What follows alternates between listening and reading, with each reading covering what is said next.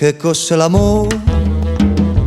Chiedilo al vento che sferza il suo lamento sulla ghiaia del viale del tramonto, alla maca gelata che ha perso il suo gazebo, guai dalla stagione andata all'ombra del lampione Sanssouci. Che cos'è l'amore? Chiedilo alla porta, alla guardarobiera nera e al suo romanzo rosa che sfoglia senza posa, al saluto riverente del peruviano dondolante che china il capo al lustro della settima polare.